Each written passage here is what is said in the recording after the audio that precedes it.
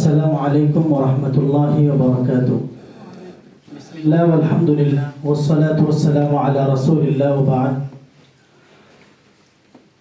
এখানে উপবিষ্ট আমাদের রাহবার, আমাদের মুরব্বী সরতাজ বড় হুজুর দামাত বারাকাতুহুম আলিয়া এবং সামনে উপবিষ্ট বাংলার বিভিন্ন অঞ্চল থেকে আগত ইলম পিপাসু ছাত্র ভাইয়েরা, আমার পড়াশোনার প্রথম থেকে দাওরা হাদিস পর্যন্ত পুরোটাই সিলেটে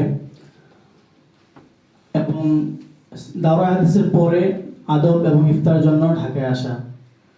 তো যখন আমি শরহে বেকায়েতে পড়ি তখন আমি এই জামিয়া আবু বকর এবং জামিয়া আবু বকরের স্বপ্নদ্রষ্টা হযরত আল্লামা হযরত মাওলানা মুফতি বুরহানুদ্দিন রাব্বানী হাফিজাহুল্লাহ, তার নাম আমি শুনি এবং জানি। তো সেটা হয়েছে এই জামিয়ার উস্তাদ হযরত মাওলানা হাফিজ আব্দুল হাকিম সাহেবের কাছ থেকে। আমরা একসাথে পড়তাম এবং একসাথে বিভিন্ন বিষয় নিয়ে আমরা গল্প করতাম, বিভিন্ন বিষয় জানাশোনা করতাম। তো তখন তার ভিতরে যে তাওয়াজু, তার আদব, তার আখলাক, তার কথা বলা, চলাফেরা, এই সব কিছু আমাকে বেশ বিমুগ্ধ করত। তখন আমি একদিন জিজ্ঞেস করলাম, আপনি আগে কোথায় ছিলেন এবং পড়াশোনা কোথায় করেছেন, কার কাছে ছিলেন? তখন তিনি বলতেন যে ঢাকার এই জামিয়া আবু বকরে পড়াশোনা করেছেন এবং হুজুরের সান্নিধ্যে তিনি ছিলেন। তো সেই থেকে দিলের একটা তরফ যে ছাত্রের যদি এই হালত হয়, তার মুআদ্দাবি আচরণ, তার চলাফেরার যদি এই নমনীয়তা হয়, তাহলে তার ওস্তাদের কেমন হবে।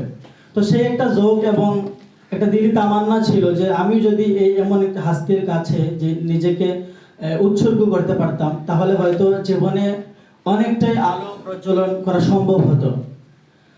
তখন সেই একটা দিলের আশা থেকে ঢাকায় আদব করার পর আমার একটা দিলি তাওয়াজ্জু এবং মাইলান এদিকেই ছিল যে আমি যেহেতু এক বছরই বিভিন্ন সংকীর্ণতার কারণে এক বছরই ইফতা পড়বো, তো যে আমি আবু বকরেই পড়বো।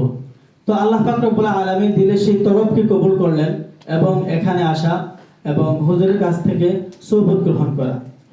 তো এই জামিয়া আবু বকর শুধু একটা গতানুগতিক কোনো মাদ্রাসা নয়, এটি একটি বৈপ্লবিক একটা দ্বীনি অঙ্গন এবং মার্কাজ বলা যায়, যেখান থেকে মানুষ, ছাত্র ভাইয়েরা এসে নিজেকে কিভাবে সত্যিকার অর্থে মানুষ হিসাবে গড়া যায় সেই সবক তারা নিয়ে যায়। হুজুরের কাছে যে জিনিসগুলো আমরা পেয়েছি এবং বিগত বছর বা বিগত সময় যারা এই জামিয়া আবু করতে গেছে, তো সবাই আজকে পুরো বাংলাদেশের মধ্যে আলাদা একটা রাজ করছে বা আমরা দেখতে পাচ্ছি যে তাদের আলাদা একটা অবস্থান। সেটা কেন? সেটা শুধুমাত্র একজন ব্যক্তির কারণে। কারণ আল্লাহ পাক রব্বুল আলামিন পৃথিবীর বিভিন্ন কানায় কানায়, বিভিন্ন ঘোষায় ঘোষায় একজন ব্যক্তি দ্বারাই সেই জায়গাটাকে আলোকিত করেন।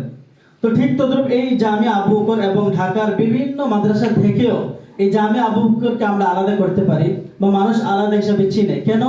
সেখানে একজন হাস্তি আছেন, সেখানে এমন একজন ব্যক্তিত্ব আছেন যার কাছে মানুষ অভিভাবকত্ব শিখতে পারে। আমরা এখানে আসার পর আমাদের মা ছিল না, বাবা ছিল না, ভাই ছিল না, বন্ধু ছিল না, কিন্তু এখানে আসার পর আমরা আমাদের মায়ের আদর যেভাবে পেয়েছি, বাবার স্নেহ ঠিক সেভাবেই পেয়েছি। একজন বন্ধুর স্নেহপূর্ণ এবং সৌহার্দ্যপূর্ণ যে আচরণ আমরা সেটা এখানে পেয়েছি। দ্বিতীয়ত, বর্তমানে এই যান্ত্রিক সময়ের কারণে বিভিন্ন জায়গায় আমরা যে জিনিসটা দেখি যে ইলমের অনেক উন্নতি তারাক্কি আছে, ছাত্রদেরকে অনেক মানুষ, অনেক ওস্তাদ অনেক পড়াতে চায়, কিন্তু তারবিয়াতের যে বিষয়টা সেটা অনেকটা এখন কমে এসেছে। এটাই দুনিয়ার হয়তো নিয়ম, এটাই চিরাচরিত একটা বাস্তবতা, যার কারণটা হয়েছে। কিন্তু জামিয়া আবু বকরে আসার পর বিগত পূর্ণ 10 বছরের যে অভিজ্ঞতা, সেটা অনেকটাই পরিবর্তন এসেছে। যেখানে যে তারবিয়তটা এটা সম্পূর্ণ ভিন্ন এবং একান্তই আল্লাহ পাক রব্বুল আলামিনের সাথে বান্দার যে একটা সম্পর্ক, একটা রাবেতা, সেটাই এখানে আমরা পেয়েছি। দ্বিতীয়ত, আমরা নিজেদেরকে আকাবির আসলাফদের সাচ্চা অনুসারী বলে দাবি করি, কিন্তু আমরা আকাবিরদের নামও জানি না, তাদের জীবন কর্ম অনেকটাই জানি না। তো এখানে আসার পর যে পুরো বছর যে বিষয়টা দেখেছি যে হুজুর আকাবিরদের প্রতি, আকাবির আসলাফদের জীবনী পড়ার প্রতি, তাদের রঙে রঙিন হওয়ার প্রতি আমাদেরকে বারবার উদ্বুদ্ধ করেছেন। যতরুণ এখানে ইফতার মানহাজের মধ্যে, সিলেবাসের মধ্যে আকাবিরদের ফতোয়া মুযাকারার জন্য হলো হুজুর বেশি প্রাধান্য দিতেন।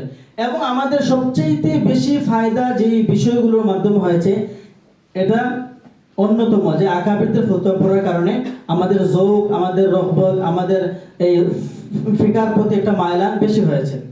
এরপরে যে বিষয়টা, যে আমরা এখানে এসে হুজুরের কাছ থেকে উম্মার ফিকির শিখেছি, যে উম্মাকে নিয়ে কিভাবে ভাবা যায়, উম্মার উন্নতি, উম্মার তারাক্কি, দ্বীনি, ইমানি, আমলি এবং সার্বিকভাবে কিভাবে এই উম্মাকে দ্বীনি একটা মাহওয়ারে নিয়ে আসা যায়, সেটা আমরা হুজুরের কাছ থেকে পুঙ্খানুপুঙ্খানুভাবে পড়েছি।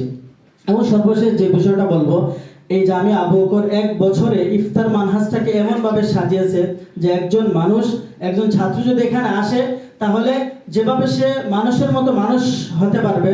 তাকে উসমান হাফিজাউল্লাহ যে একটা কথা বলেন যে হর এক কো আলিম बनना जरूरी नहीं बल्कि इंसान बनना जरूरी है। এই বিষয়টা এখানে পরিপূর্ণ। দ্বিতীয়ত, যে এই ইফতার এই সংক্ষিপ্ত মানহাজের পরেও ছাত্ররা ফিকার প্রতি যে একটা যোগ তৈরি হয়ে যায়, একটা তাফাক্কুর চলে আসে, সেটা এই আবু বকরের দ্বারাই সম্ভব। এবং আল্লাহ পাক রব্বুল আলামিন হয়তো এখানে হুজুরের মাধ্যমে এটা চালিয়ে যাচ্ছেন। তো সর্বশেষ হুজুরকে অনেক শুকরিয়া যে এমন একটা পরিবেশ আমাদেরকে উপহার দেওয়ার জন্য। আল্লাহ পাক রব্বুল আলামিনের কাছে হুজুরের দীর্ঘায়ু কামনা করি, এবং জামিয়া আবু বকরের যে স্বপ্ন, হুজুরের যে প্ল্যান প্রোগ্রাম রয়েছে, আল্লাহ পাক রব্বুল আলামিন যেন সেগুলো পূর্ণতা দান করেন। ওয়া মা আলাইনা ইল্লাল বালাগ।